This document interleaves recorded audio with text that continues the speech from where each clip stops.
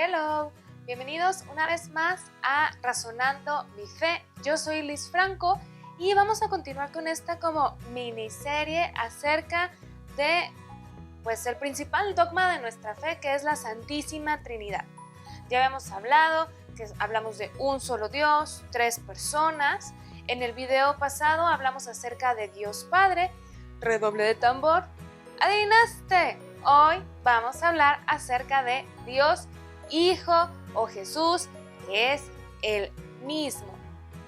Platicando con la gente, normalmente como que con Jesús es con quien más contacto tenemos, al que más pelamos, al que más le rezamos, y tiene todo el sentido del mundo, porque nosotros solemos imaginar las cosas, por eso tanto nos cuesta trabajo las matemáticas, porque es complicado como visualizar una derivada o una integral.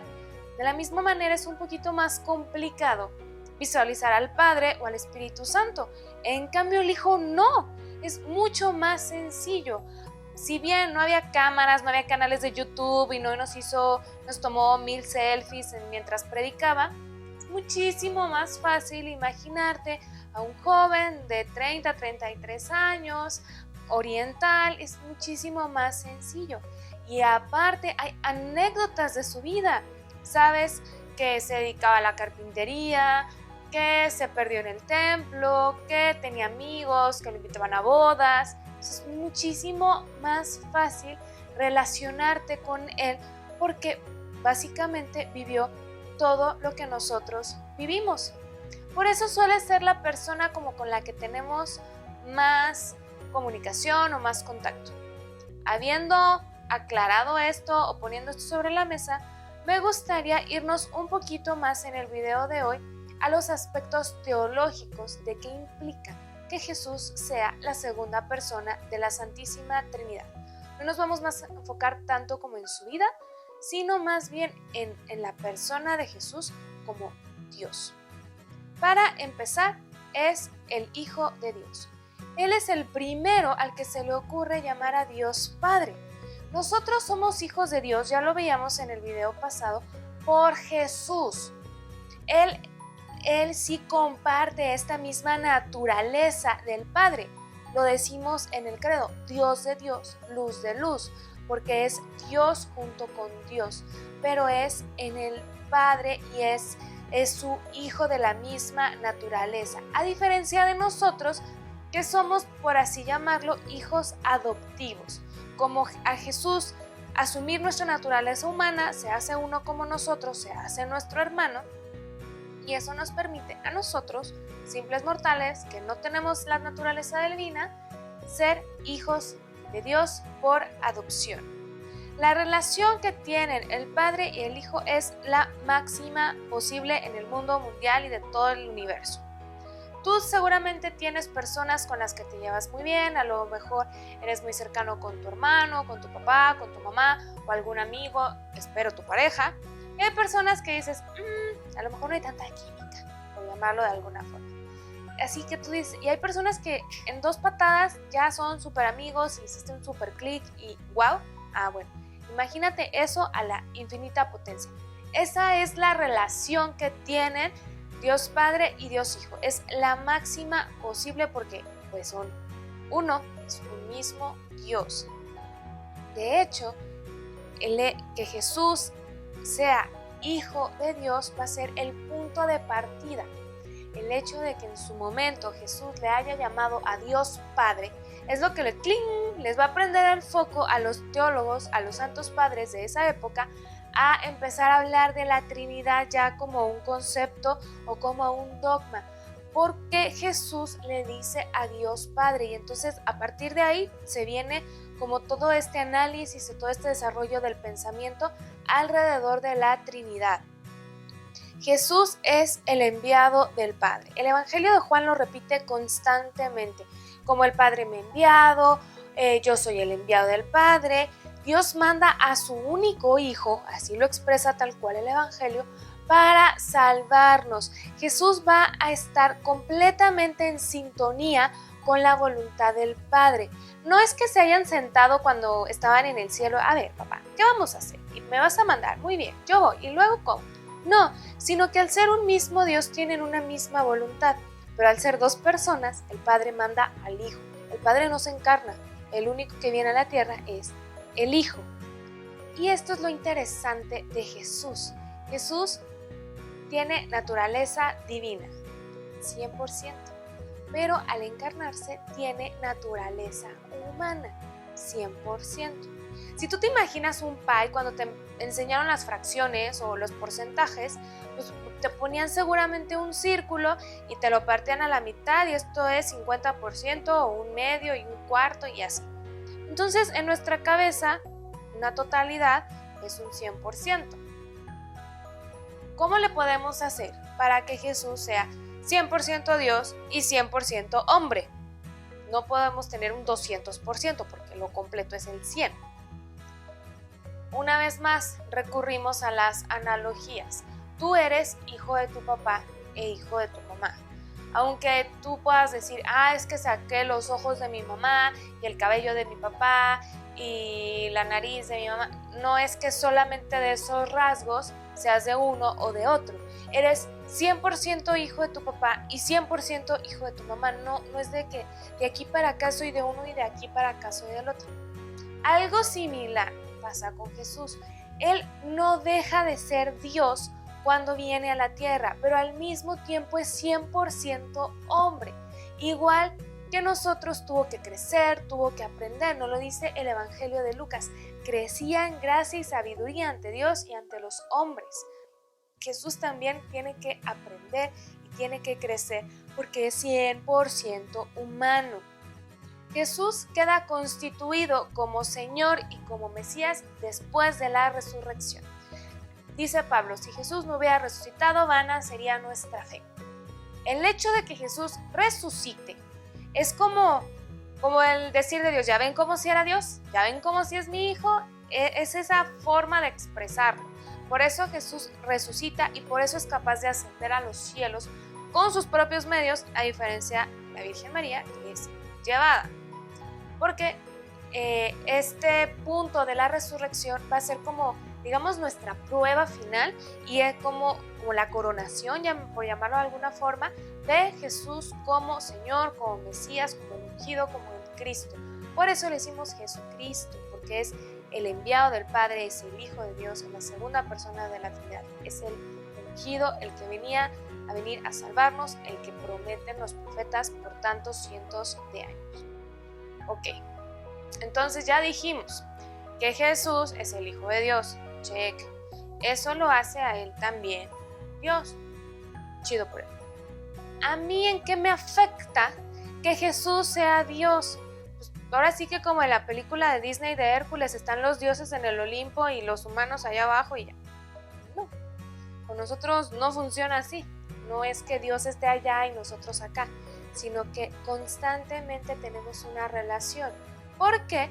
Porque Dios nos ama y no nos abandona y no nos deja nuestra suerte, sino que quiere ser parte activa de nuestra vida.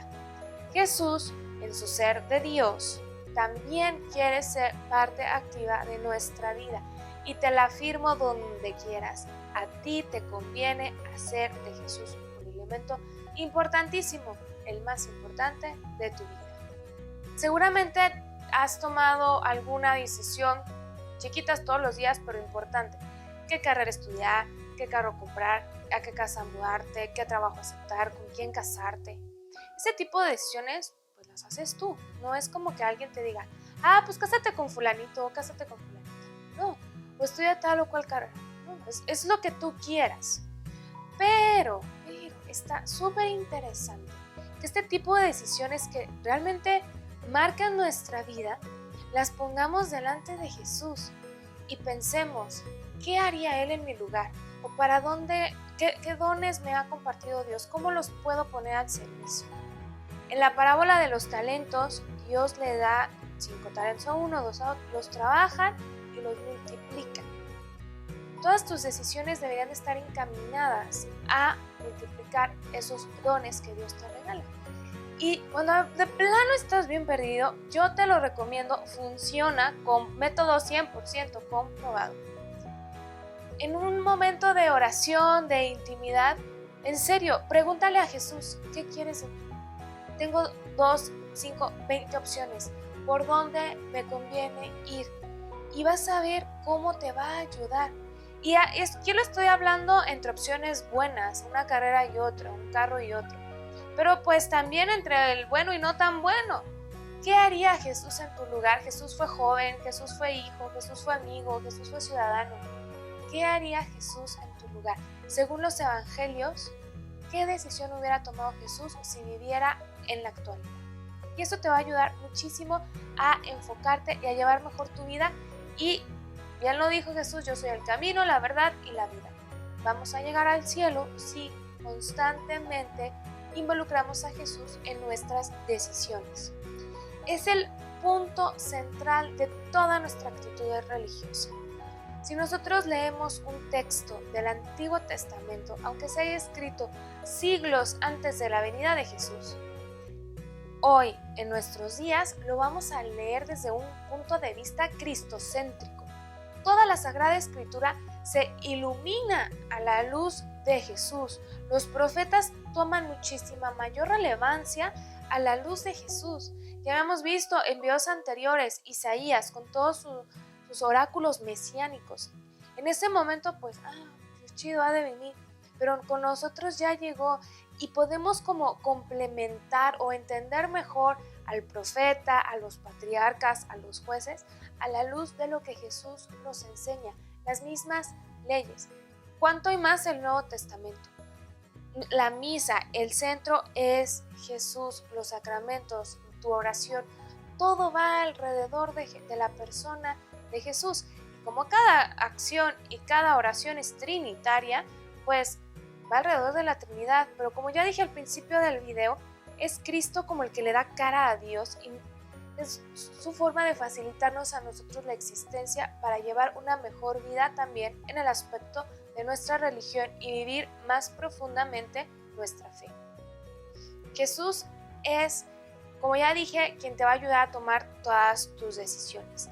Debe de ser tu primer amor, no en el sentido que fue el primero que tuviste, sino tu prioridad número 1. Puede sonar un poco confuso, por ejemplo, para las parejas, nosotros como laicos, los padres de familia. ¿Cómo me puedes decir, Liz, que Jesús debe de ser mi primera prioridad si tengo que trabajar para darle de comer a mis hijos, si tengo a mi esposa que yo decidí consagrarme a ella, si tengo... Claro, pero por supuesto, ¿qué pasa? Si tienes una relación íntima con Jesús, te vas a llenar de su amor. Si estás lleno de su amor, vas a ser capaz de dar amor a los demás. En cambio, si rechazas a Jesús, si vives una vida llena de pecado, de vacío, de complejos, ¿cómo esperas darte como padre de familia, como compañero de trabajo, como hijo, como estudiante? No vas a poder. Primero te tienes que llenar de Jesús para poderlo compartir. Que tus prioridades, que tus decisiones, que todo vaya encaminado a compartir este amor, a dar este amor y que tu vida sea como movilizada por el amor que tú primero recibes de Cristo. Y la verdad verdadera, el hecho que podamos decir que Cristo es Dios es un acto de fe. No podemos meter a Dios en un laboratorio y decir, oh mira, Jesús es Dios. No se puede. Pedro lo dijo y se lo dijo Jesús muy claramente cuando les pregunta a Jesús, ¿quién dice a la gente que soy yo? ¿Quién dicen ustedes que soy yo? Y Pedro contesta, tú eres Jesús, el Hijo de Dios vivo. Y Jesús le dice, bien, casi le dice, saca la lengua, te voy a poner una estrellita. Pero esto no te lo ha revelado ninguna persona, sino mi Padre. Nosotros sabemos que Jesús es Dios por revelación divina. Es completamente un acto de fe. Si de repente sientes que te cuesta trabajo, está bien, es válido.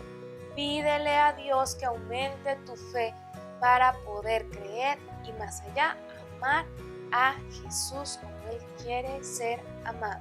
Ahorita nos vamos a ir a 2 conceptos como medio domingueros, la palabrita dominguera de hoy. preexistencia y encarnación. ¿A qué se refiere con esto?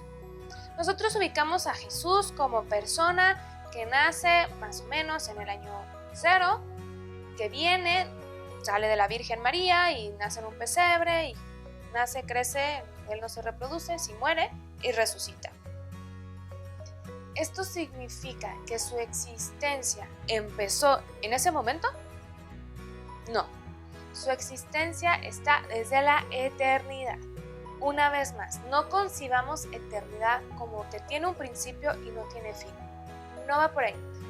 El concepto de eternidad en lo divino tiene que ver más bien con un eterno presente. No hay presente, pasado y futuro. Siempre es un presente, existe siempre, desde siempre, por siempre. No tiene principio, no tiene fin. Jesús, al ser Dios, existe con Dios desde la eternidad. Se encarna en un punto en la historia. Se hace hombre, asume todo, vive esos 33 años aproximadamente, muere, resucita y regresa, digamos, algo así a la eternidad. Su existencia ya no está en el plano humano, sino que una vez más vuelve a estar en el plano de lo eterno. Y esto está increíble, porque al momento de resucitar, y otra vez, no me gusta el regresar, porque pues la eternidad es un eterno presente, pero no tener una mejor palabra, regresa a la eternidad y no solo se va él, nos lleva a nosotros. ¿Cómo es la forma o cuál es la forma más palpable de saber que también tenemos como esa parte en la eternidad? La misa. Es la forma más común o más a la mano que tenemos de este hecho, es la forma más fácil, digamos, de comprobar. ¿Por qué? Simplemente porque la misa es un pedacito del cielo en la tierra. No es que Jesús cada 8 días o incluso diario se sacrifique y muera y resucite para que la misa siga teniendo efecto. Por eso está muy mal dicho decir que cada misa se repite el sacrificio. No, Jesús muere una vez y con eso es más que suficiente. En la misa actualizamos. Nosotros que vivimos en una línea de tiempo, digamos que somos arrebatados a la eternidad en ese momento, donde es un eterno presente, donde el sacrificio de Jesús siempre es actual y como si hubiera una especie de túnel entre la eternidad y nosotros. Una vez más, quiero aclarar, todos son analogías. Nuestro idioma no tiene como el lenguaje adecuado porque pues tampoco nuestra cabeza lo termina de entender. Pero eso es lo que pasa en la misa, como si nos conectáramos a la eternidad por ese momento y se actualiza el sacrificio. Lo que en nuestra línea de tiempo fue hace 2000 años, en la eternidad es siempre, es todo el tiempo presente. Gracias a que Jesús se encarna y resucita, lleva toda su vida al plano de la eternidad y por eso hoy, miles de años después, sigue siendo actual su mensaje, sigue siendo actual su sacrificio, seguimos teniendo Eucaristía. Y la segunda palabra que les comentaba es la encarnación. La encarnación, ¿a qué te suena? A carne, se hizo carne. Si has rezado, por ejemplo, el Ángelus dice, y el verbo se hizo carne. O en unas traducciones más amigables a mi parecer, y Dios se hizo hombre. El verbo de Dios, la palabra de Dios que es Jesús, se hace carne. Nosotros somos carne y hueso. Es una realidad que se integra en un punto de la historia de la humanidad. Jesús no fue persona humana toda la vida, o sea, toda la existencia de la humanidad. Ahorita no está Jesús en forma humana.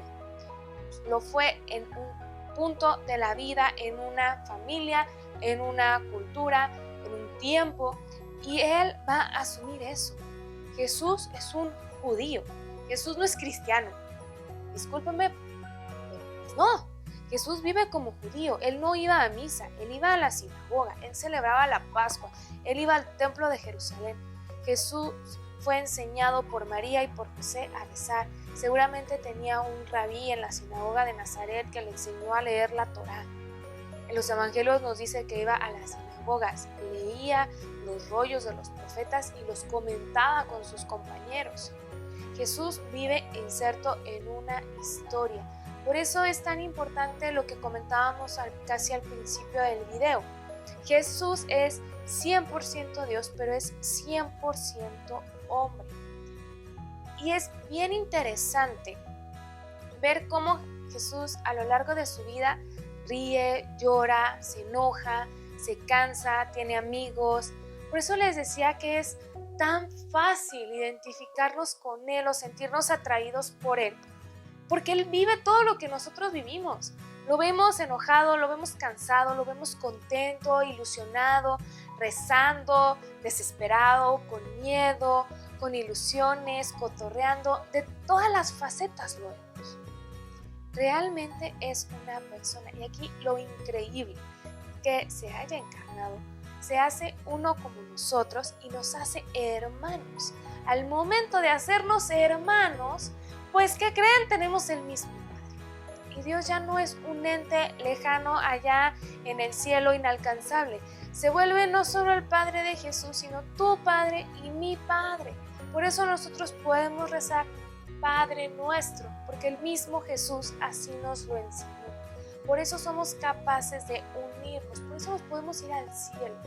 Porque gracias a que Jesús, digamos que unió estas dos realidades.